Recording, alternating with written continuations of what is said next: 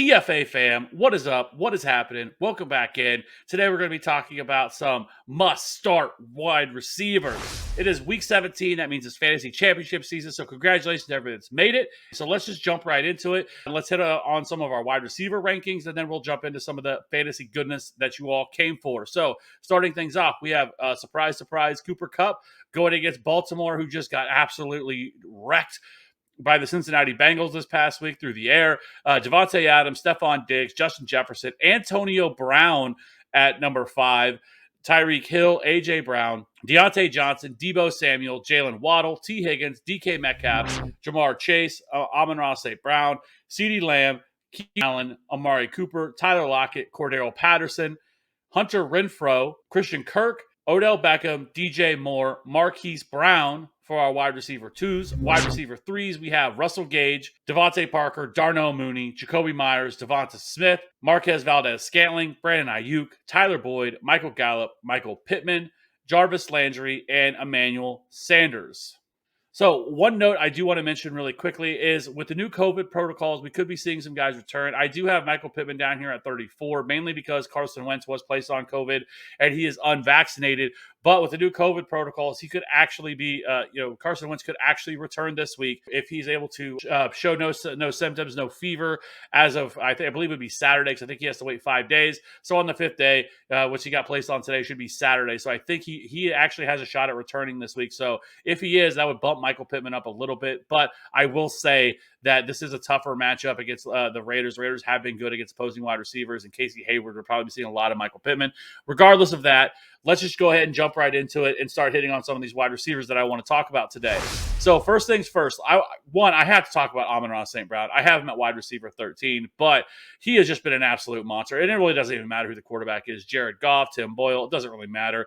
Over his last 4 games, he's seen 11.5 targets per game, 8.75 receptions per game, 85 receiving yards averaging per game. He's averaging almost a touchdown per game and 22.4 PPR points per game. And now this week he gets a terrific matchup against Ugo Amadi for the Seattle Seahawks, who plays primarily in the slot. 78% completion percentage allowed at 102.8 passer rating. So we're 100% starting Amon-Ra St. Brown. You have to have an absolute stacked wide receiver core to not start Amon-Ra St. Brown at this point. He has just been an absolute monster, and I really thought about having him as a wide receiver 1 this week. So let's move it on to some of these other wide receivers in the wide receiver 3 range. We have DeVante Parker, and I can understand anybody's trepidation with starting him, especially coming off a big old goose egg that he saw. Now, that was just an ugly, ugly game against the Saints. It was like the Miami Dolphins were just doing anything to not lose that game. I think that changes this week. Now, you're playing Tennessee, where they are a complete pass funnel. Tennessee is terrible against the pass. They're great against the run. They're like 4. I think they allowed like the second or either the fewest fantasy points per game to opposing running backs. But through the air, that's where they can be had. Now, last week, he played 71% of the snaps, ran 20 routes, but was targeted 0 times, like I said. But previously to that, on the season, he's averaging 7 targets per game, 4 receptions per game, and 57 receiving yards per game, and 11.5 fantasy points per game. Now, this week, he gets Janoris Jenkins. He is allowing a 65% completion percentage and 107.0 passer rating and 5 touchdowns, which is absolutely terrible. So I think DeVante Parker gets back in the winning side of things this week, and I really do like DeVante Parker this week as a pretty decent wide receiver 3.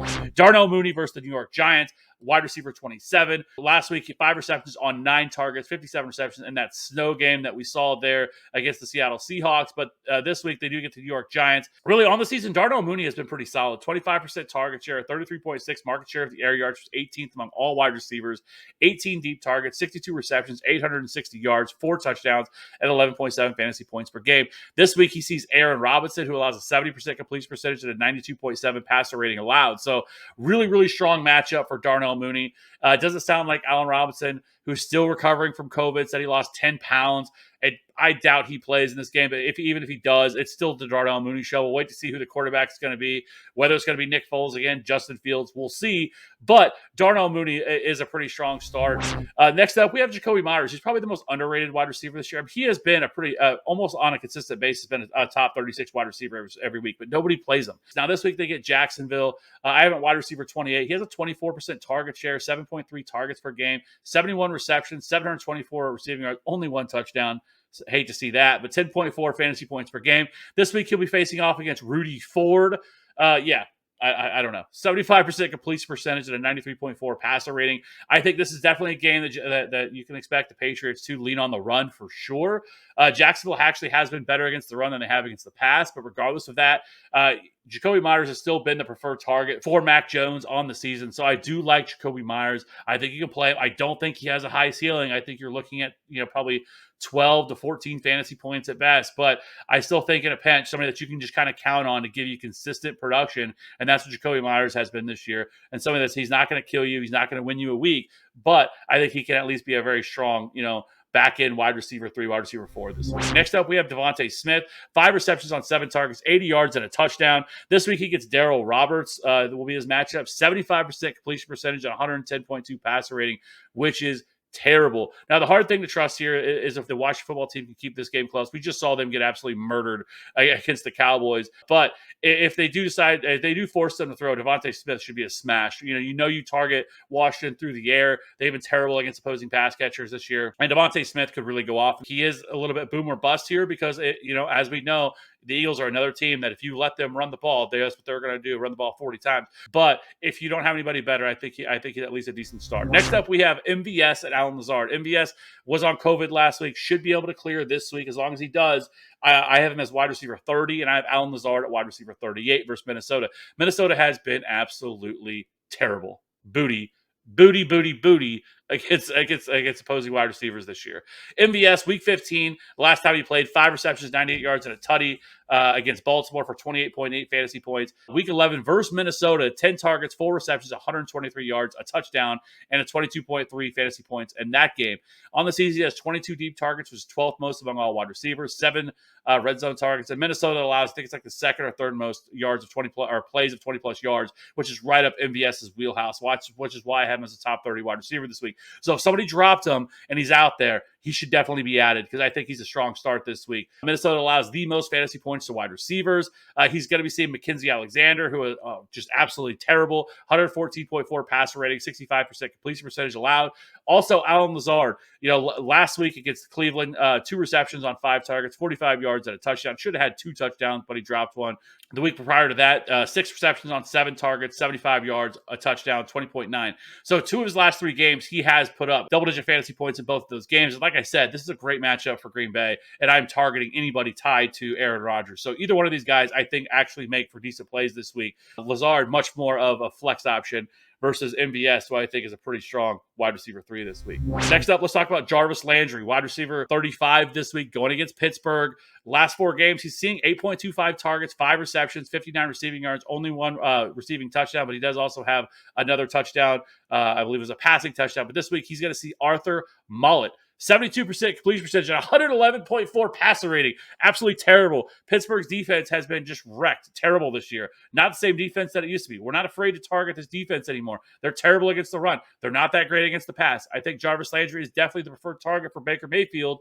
And this is a game that kind of is going to decide one of these 2 teams' season. Whoever loses this game is definitely going to be out of the playoffs, and their shot of really making the playoffs is going to be over. So this is going to be like a playoff game for these 2 teams because the Browns still have a path to win the division, as do the Pittsburgh Steelers. So, we'll see what happens here. But Jarvis Landry, PPR format only, wide receiver 3, wide receiver 4 type option. Next up, we have Emmanuel Sanders. Now, it's been tough because he hasn't really done a whole lot. Hasn't scored double-digit fantasy points since week 9, but he's still seeing a lot of snaps. 79% snap share last week on 43 routes, 4 targets, 2 receptions, 20 yards. He drops an absolute just easy touchdown, hit him right in the hands in the corner of the end zone.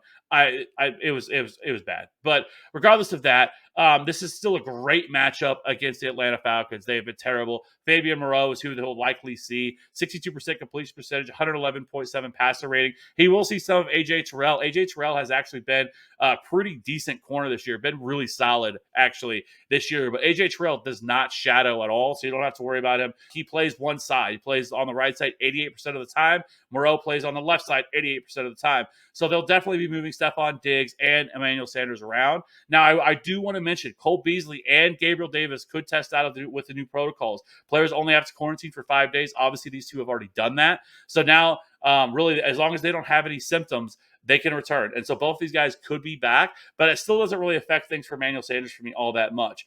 Cole Beasley and Gabriel Davis kind of play off each other, right? Gabriel Davis does play a lot from the slot. Cole Beasley obviously plays exclusively from the slot. This doesn't really matter for Emmanuel Sanders. Emmanuel Sanders on the season has played roughly around 78% of every of the snaps in every single game. So this doesn't really affect Emmanuel Sanders. Now, if both these test back and they're both back, it would lower my expectations for Emmanuel Sanders a little bit and makes him less of a wide receiver 3 and more of a wide receiver 4 or 5. But absolutely great matchup. I want wide receivers in this game versus the Atlanta Falcons with Josh Allen. Those are kind of the guys that I wanted to hit on the wide receiver 3 range this week. So check back in, like I said, for our live videos. We'll be going live Wednesday night. We'll also be going live Saturday night for a fun little free-for-all. Basically, we just drop the link in the chat. Anybody can absolutely join who wants to. Jump on the show with us, ask questions. We'll talk about all kinds of things. And they'll be live again Sunday night. So I appreciate you checking it out. I truly, truly appreciate all the support we've got this year. Hit that like and subscribe button. We're not going anywhere. Keep it locked in. We have a ton of content. NFL draft content, so get you ready for all of that, whether you play Dynasty, Redraft. I think it's good to know some of this stuff. But NFL draft content is going to be coming very shortly. We're going to be doing a ton of player profiles and rankings and all that kind of stuff. Let me roll right back into the fantasy season again next spring, or next spring, summerish. So with that being said, again, I appreciate all the support this year. It has been an absolute blast. I hope you guys win the chips. Be sure to drop a comment in the comment section below. And hit our Discord. It's absolutely free. Link in the description down below. So everybody have a great night. I will check you on the next one. Peace.